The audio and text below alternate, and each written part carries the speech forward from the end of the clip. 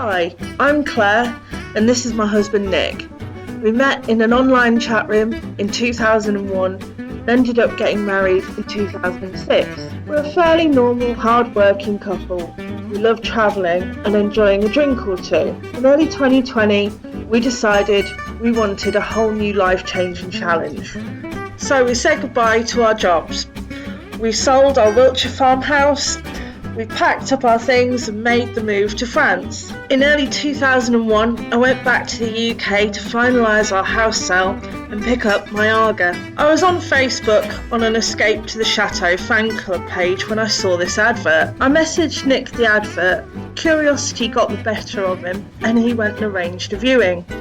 With the instructions from me, I trust your judgment. If you think I'll like it, put in an offer. The offer was accepted and we finally got the keys on the 10th of June 2021. Join us and our dogs, Merlot and Flora, as we renovate our Maison de Maitre.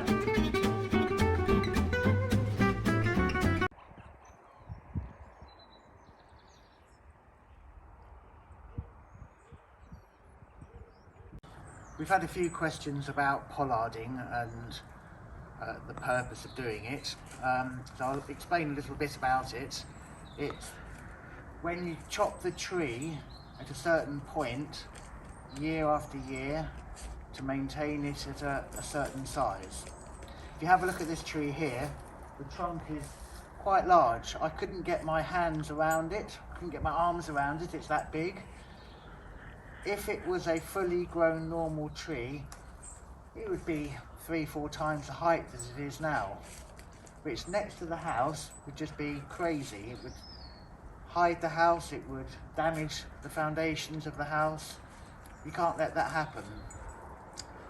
So every year you cut the top part of the tree back, which actually makes the tree live longer, it makes the tree healthier, and it keeps it in the right proportion for where it is.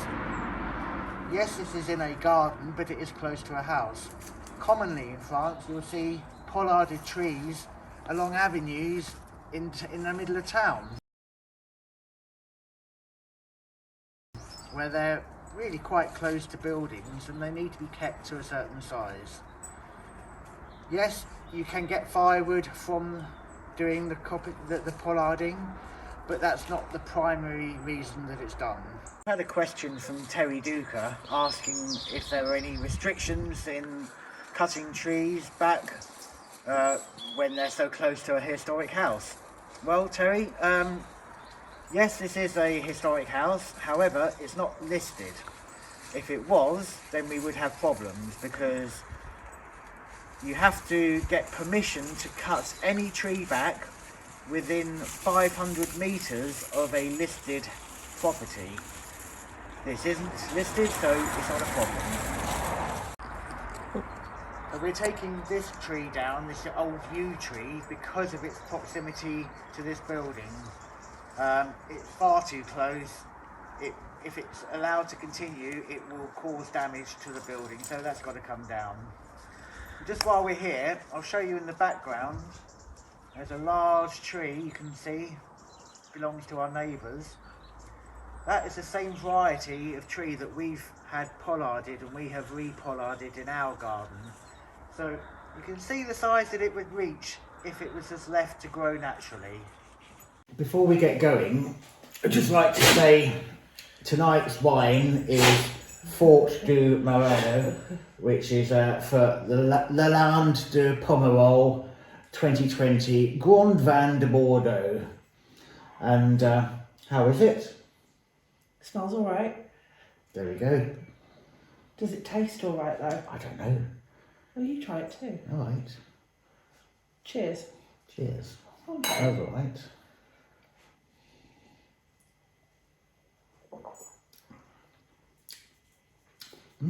Very nice. It's alright. Shall we carry on? Yeah. Okay. Ooh. Ooh.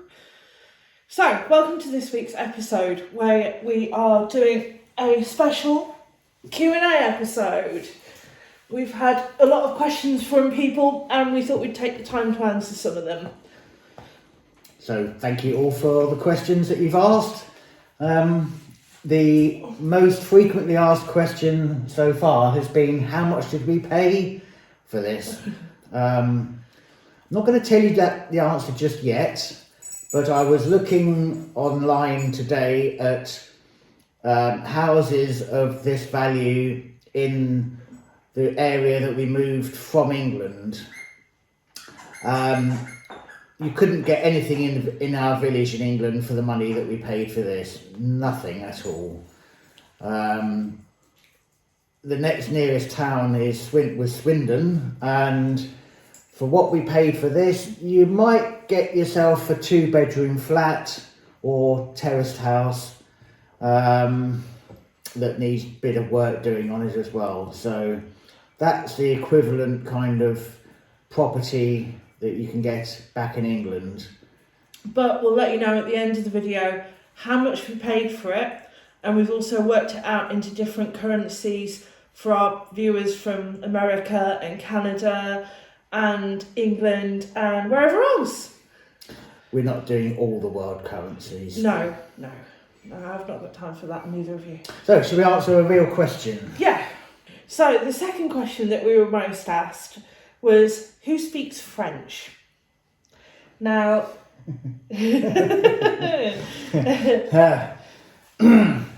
well, I learned French at school, but you have to remember I left school 30 years ago and haven't spoken much French in the interim years. But I did learn it to A-level standard, which is up to the age of 18. So I am, I think, the French speaker of the two of us. You are very much the French speaker of the two of us. But I must apologise to those who commented on my accent, how I say maison de maître. Yeah. Poulet, I said poulallerie. I know I don't have a French accent, but that's fine. I try, and it's the effort that counts, isn't it? I, on the other hand, learned some French at school, but the limit of my French is things like keyring and stamp and various other one-word lines.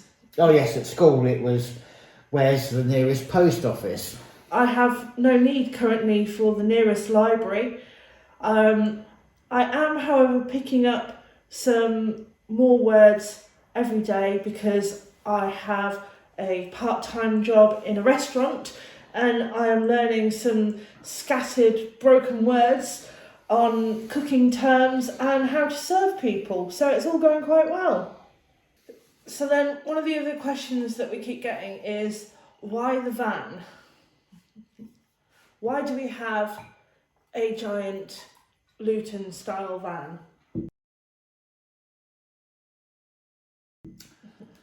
Well, there's a bit of a story, and the story is I knew that we had to transport some of our remaining items from England over to France, and with Brexit happening, I didn't know whether it would be possible to hire a van to do that journey, and I thought, let's buy one. We got a freezer over, you brought the Arga over, I brought over some bathroom equipment and some other bits of furniture that we had still to bring over. So it's been very useful. We've done two return trips to England in the van. Also, as we were buying a house for renovation, I thought it would be useful for collecting materials, and so far it has been. I've picked up some soil pipe for the sewer drainage, some nice 4 metre lengths of soil pipe. I've bought some wood, I've bought plywood. So I've collected some things from building merchants so far. The other thing, as you know, I've done is used it to take stuff to the tip, which is fine. But the other thing that you did, after you bought the van, you discovered that if you wanted, you were thinking of the idea of having a man with a van business, but you needed to go on a course. As this was during times of lockdown in France, you had to go to Toulouse on a transport management course, because if you're moving someone's stuff, or what's the rules?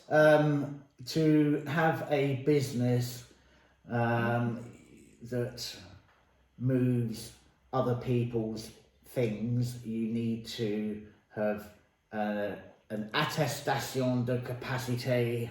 So it's a professional qualification that means that you know how much you should be charging them, you know how much to pay drivers and how to employ people, how to set up the business. Nothing about how to load a van, nothing useful like that, but I have the qualification now, so that was a fun 3-week course. The first week was online and then 2 weeks in Toulouse, which was very enjoyable. So now I, at least if I want to start a business, can do. I'm not doing that at the moment because I've got a bit of work to do on the house, but it might be something that once the work is finished, I can then focus on as a sideline. But then the other thing is that it's good to have a van, so we have that as well for the minute. Yes, and it is useful. Yeah. So it's just big. It is big. It's really big. But yeah, if you want to take big things around, you need a big van, don't you? Aye. Not all my life. Next. Moving on. Okay. Another question that we've had a lot of is about the history of the house. We know a little bit about the history, but we don't think that we're going to go into it today until we know a little bit more from the son of the lady whose house we've bought here. So I've been in contact with him just to get as much information as possible. It's difficult to find things out online, but there have been studies of the village and this house features in it, and he's going to explain to me exactly the history that he knows of the house, the houses and the barns and everything really. So it's quite interesting, but it's another thing for another day. Yeah, another episode. Yeah. Okay, so we've got a question from Steve Crooks. Why are we saying that the house is in Oman rather than Chagnon? It sounds like something else to me, but go on. So good question. The house is in a village called Chagnon, which is a couple of miles away from a village called Oman. Oman is the postal address. So there's a number of villages that fall within the Oman postcode, this being one of them. So if you want to send us a letter, well, you need Oman to get it here. If you want to turn up on the doorstep, you need Chagnon, which my parents found a challenge when they arrived in the summer to visit us.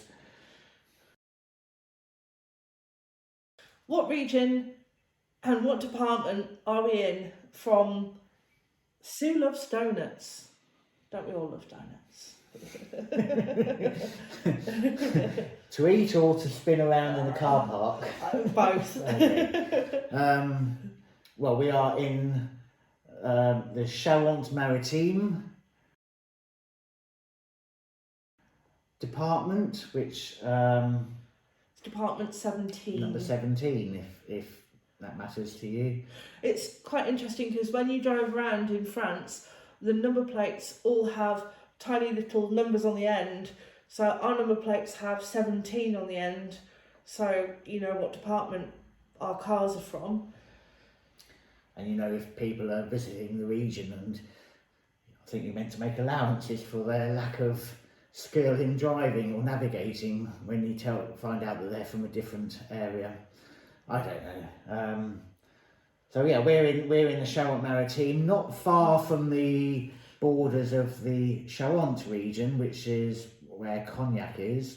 You could say we are in the Cognac region because we are, and that is different to the Cyric regions. That's just an area where grapes are grown to make cognac. We're about an hour from the coast, and we're about 25 minutes from Cognac. Yeah, about that. About half an hour from Cognac. Half an hour from Cognac. It's very pretty around here, very rural. Lots of grapevines. And in the summer, there's sunflowers growing in the fields. Yeah, we're in a very agricultural area. The area that we're in Oman, is actually classed as a bio area, so I don't think that they use the chemicals or the pesticides and herbicides on the plants where we are in this particular little hamlet. So the other son, the lady whose house this was, had two sons, one of whom I've been asking about the history. The other son owns a farm, and his wife. Well, yeah, they do. They own a farm a mile or so down the road. We've been to our local bio co-op supermarket and we've bought some of their beef, which is very nice. Yeah. There we go. Have you made friends with your neighbours from Red Arrow? Yes, we have made friends with our neighbours. We have. We went round, we were given an invitation to go round to our neighbours about 2 weeks ago, and we went round on a Saturday about 12:30 in the afternoon, and we don't know what time we got home. They were very generous with wine and cognac. So they're the neighbours just over there who have the big tree that we showed you earlier in the video. They also run their own B&B as well. I will put the link in the bio at the bottom. Go and have a look at their Facebook page. Please give them a thumbs up and a like and support them. If anyone wants to come and visit and have a nosy round while we're building this, if you want somewhere local to stay, go and have a look at theirs next door. However, they did say that they are already booked up for the whole of next season. Yeah, so it is really beautiful, and they are very nice people. So that's the neighbours that way. We have another neighbour across the road who we have met as well, and in fact I was there a couple of hours ago and having a very nice cup of tea with him. He's an Englishman, and showing me around his vast collection of outbuildings. So he's very nice. And then we've got some other neighbours in that direction who we've met a couple of times. That's when Flora decided to run through their open front door and round their house. So we had fun retrieving Flora from them. I think it was more you rather than me. I had fun. The next question is from Sue Morgan. What were your occupations before we moved to France? And do we have a background in DIY? I'll let you begin. For the last 20 years, I had a bathroom franchise business, which was a very successful shop. There were usually 3 or 4 of us members of staff working there, but it was my business, so I have experience in bathroom design. I have fitted a lot of showroom displays over the years, so I know how to assemble bathrooms. But that's really the limit of my DIY experience. So yes, I've done putting up the odd shelf at home, and that was often the source of discussion between the two of us. And it was always a question of, do I put the shelf up level to the house or the world? So no, I don't have a lot of DIY experience, but isn't there always a YouTube video nowadays that will teach you how to do things? What about you? Well, I was a publican in our local village pub back home. I was a tenant, and it was just kind of time to move on, really. And we wanted to get over here before Brexit and all of the red tape that started with Brexit. I thoroughly enjoyed my time there. I love the village, I love the locals, but I'm starting to like it here more and more. My background in DIY has mainly been painting walls and scraping paint off of things. Yeah, we had an old staircase that you spent probably a week clearing off the several layers of historic paint on. So I'm looking forward now to getting my hands on the shutters. The next question that we have is, why are the dogs called Merlot and Flora? I will let you explain about Merlot. I thought it was a good name, quite simply. You wanted to call it Butter or something like that, didn't you? I wanted to call him Butter or Truffle, and you came up with the name Merlot because I really like Merlot. I think it's important when you're choosing a dog's name, you have to think, how will it sound when you're running down the road after them because they got off the leash? The leash. The leash. The leash. I've only had the one glass. And Butter wouldn't do it for me. Really? But I thought Merlot was a good name. Yes, it is a did. good name.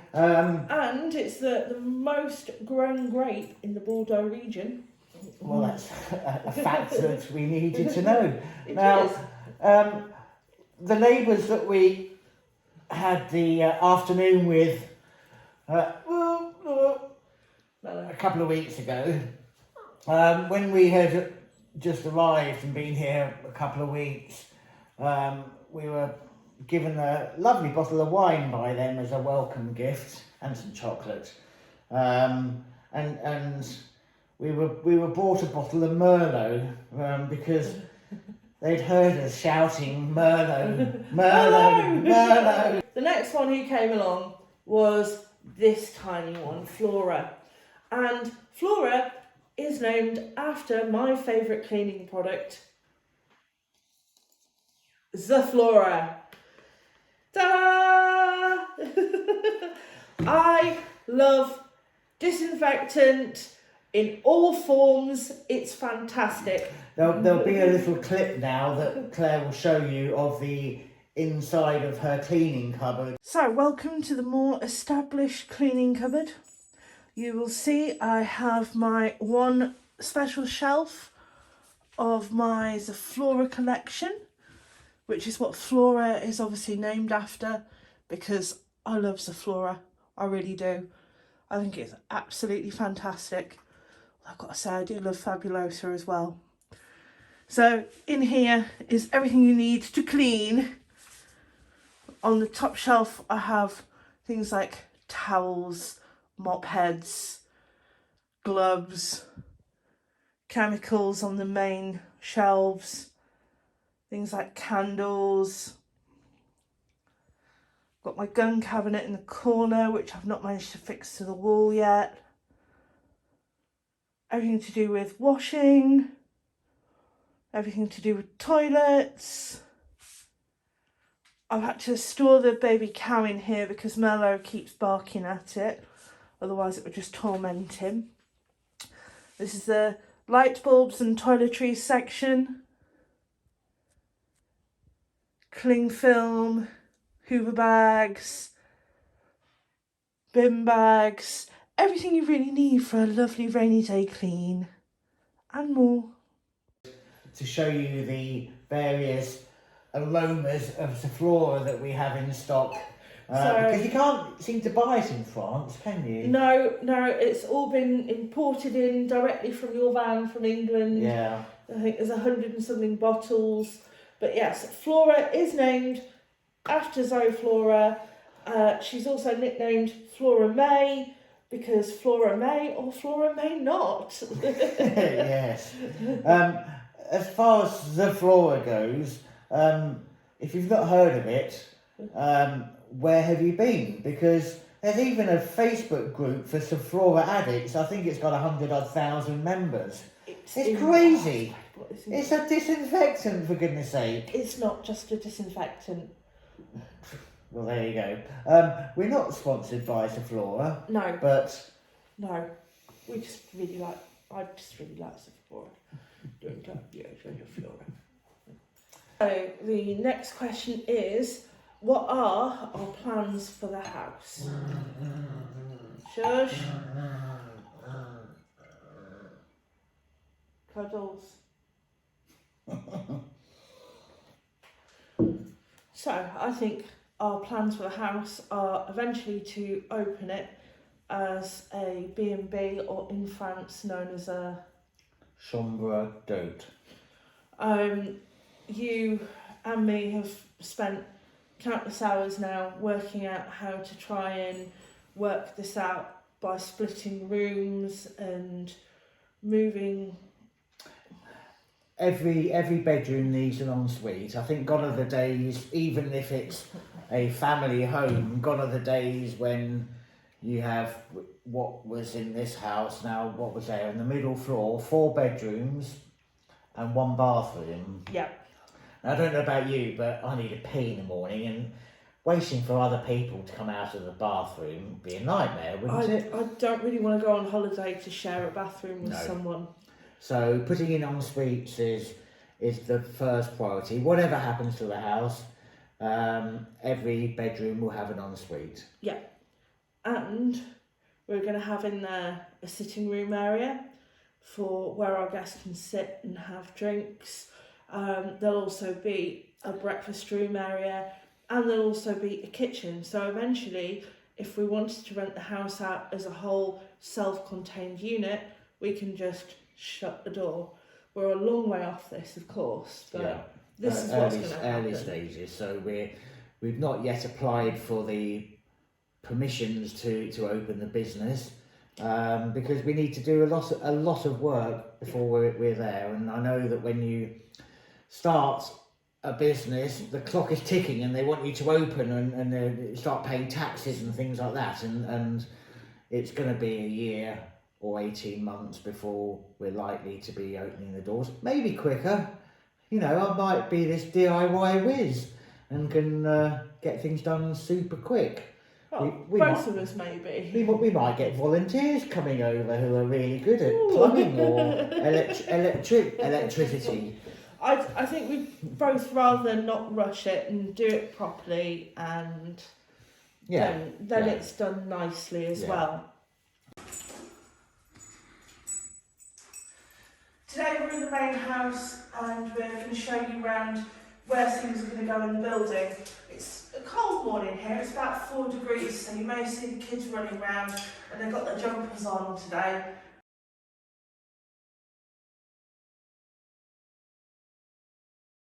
The first room that you come to in the Maison de Maitre, this is going to be the kitchen area.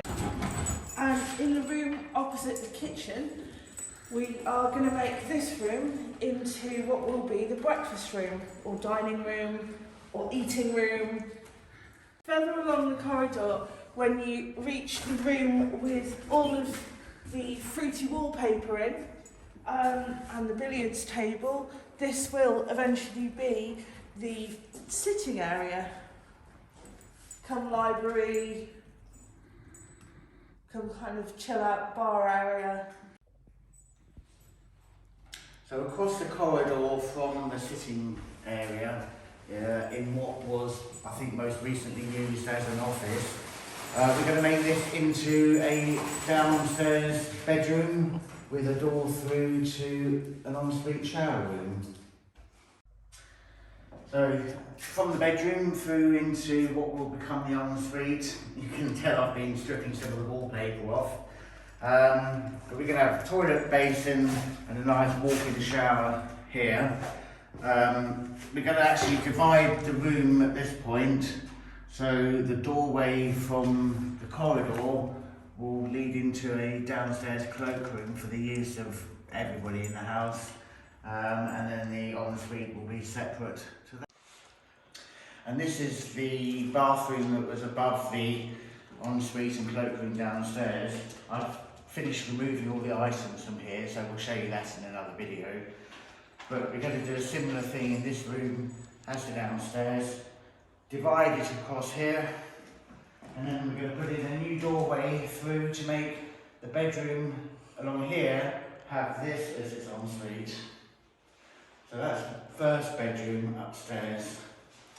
The second bedroom is going to be the room where we found the old newspaper in, with that cupboard, and we worked out a way to make an ensuite fit for that room, and that will be through this way. So the room with the cupboard where we found the newspaper, the cupboard is directly through here. So what I'm going to do is knock a doorway through at this point to allow access from that bedroom to an ensuite that we're going to build within this room. We're actually going to divide this room into two to make an ensuite for that bedroom, and then a really big ensuite for the final bedroom on the middle floor.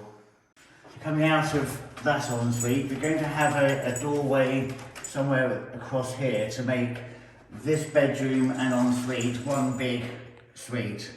So this will be the final bedroom. So this will be a nice sized bedroom with a double frontage, with then a big ensuite there. So I think it'll be quite a nice room when it's finished.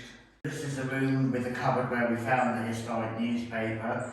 So this will be the way through to get to the ensuite. So I think it'll be a nice setup altogether. And then this is the bedroom where we're going to create the doorway through to have the ensuite in what was the original bathroom for the house. In the attic room, we'll be turning this into a huge suite.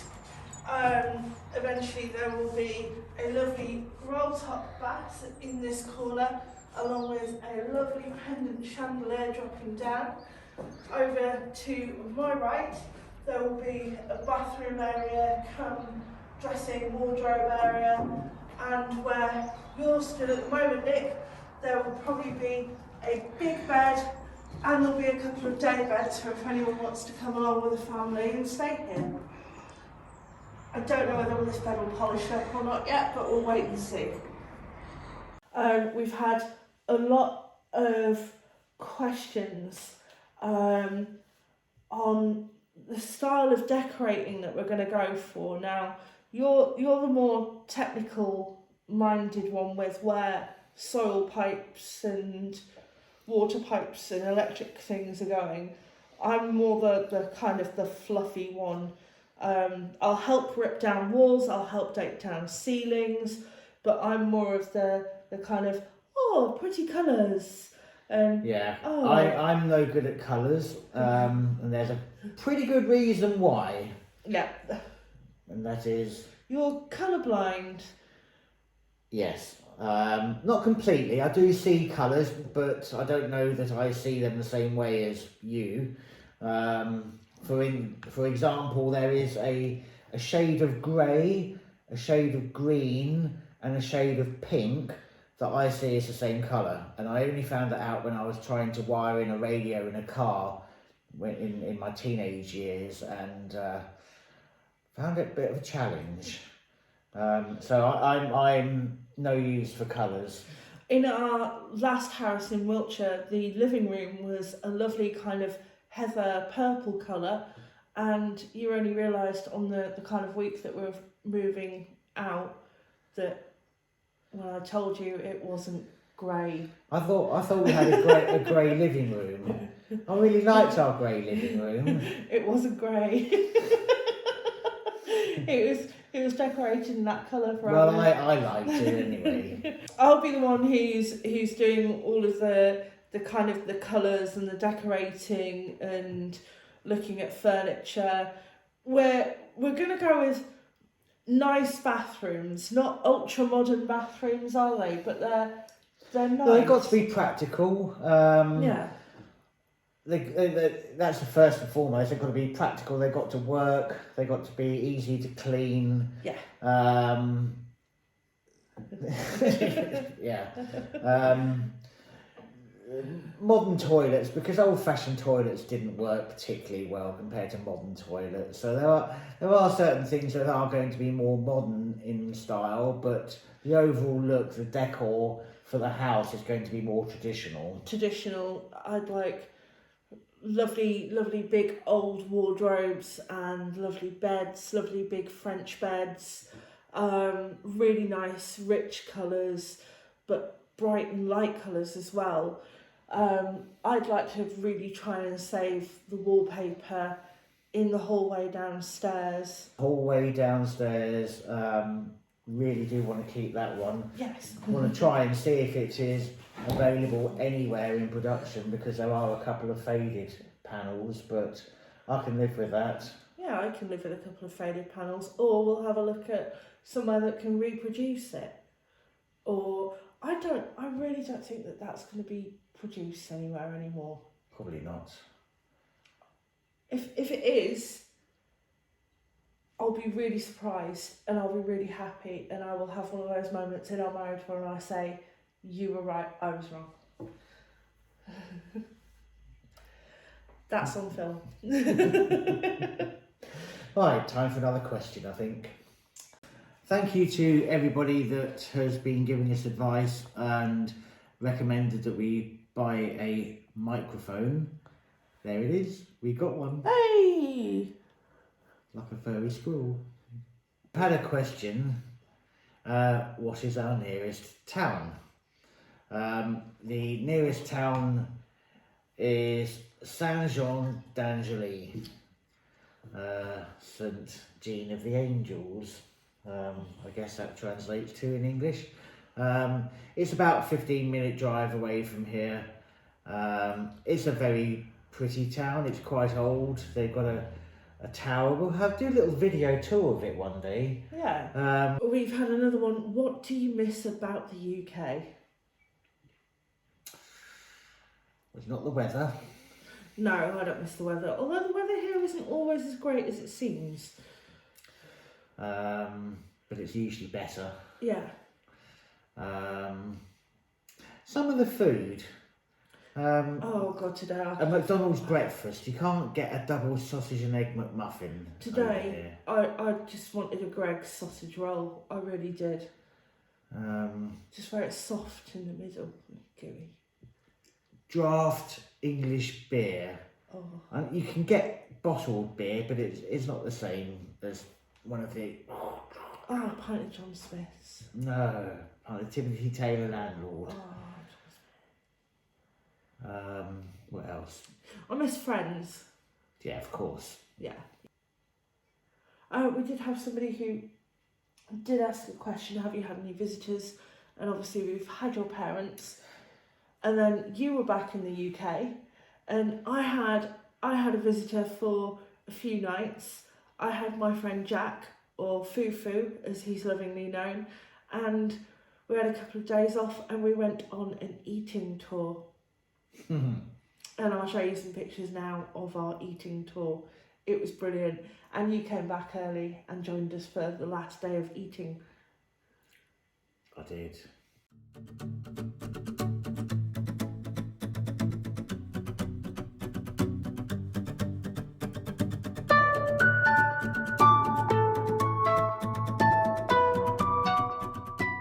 What's happened with the shell? If you remember on the second video, the tour of the Maison de Maitre, we found a World War One. You've looked it up since. I've looked it up since. There's a World War One shell, so it looks like a massive bullet. I'll show you a picture now. And it's quite heavy, almost as if it's not being discharged, so it might have something in it that's explosive. We could go up to the top floor of the house and throw it out and see what happened if it landed. I don't know. Nothing's happened to it. It's on a mantelpiece in the house. Claire keeps saying we must take that down to the police station, but I think if we do that, we should probably call them first. Yeah. Don't know. It might. You found out though it was from World War One and it was made in France. Yes. Thanks for going down to the cellar. That's quite alright. I'm still not. It's nice having a cellar to go down to. It's nice having a cellar. So next week is Halloween, and it's our. Ooh. We will be doing a Halloween special. Pumpkins, spiders. I'm just predicting. Cobwebs. We've got them. Yeah, we've got more than enough of them. Yeah. Ghosts. I really don't think that this place is haunted. The only place where I feel a little bit creeped out is at the bottom of the stairs in our side of the house. And I'll show you a picture now. And the reason why it's creepy is because when you walk past it at night or during the day, it's really dark and you can't kind of see up the staircase, and it's got this like horrific kind of like plough thing. What is it? What, I don't know what you're going on about. I think you thought that it was for like milkmaids to put a milk churn on, but it's Oh, not. the light at the top of the stairs. Yeah, the light at the Well, top. we saw one of those in their house, didn't we? Which was much longer. Which was it? I think it's called a yoke, isn't it? Where they carry the churns, Yeah. milk them, pay. But we don't think we're haunted here. No, I don't think we're apart from there's something. I think it's the darkness up there. I don't think we're haunted. No, I don't think that there's anything like in the big house because it feels like really warm and welcoming, and it doesn't feel like. Ugh. But this side of the house, at the top of the stairs, it feels a bit. Anyway, Halloween special next week. Yeah. Miss it and miss out. Now we're at the point where we said we would tell you how much we paid for the house. We're not going to, as I said, we're not going to translate it into everybody's currency. So sorry to our New Zealand, Thailand, China, Russia. So we got the big house, this house, all the outbuildings, the wine vats, the alembic, the still for making the cognac, the front garden, the back garden, the laundry minus its ceiling. All of that cost us €190,000. Bing! And that translates into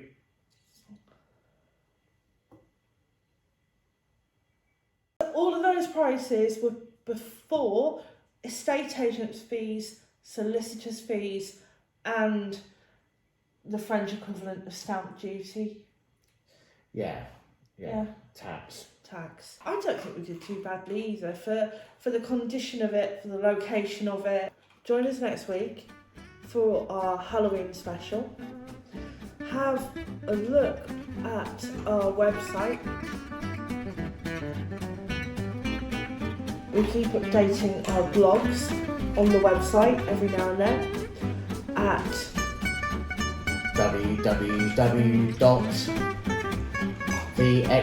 www.theexpatbutchers.com. Don't forget you can find us on Facebook, Twitter and Instagram. And yeah, thanks for watching. Thanks for watching. Hope you've enjoyed it. Hope you enjoyed it. Cheers, Santé! Cheers.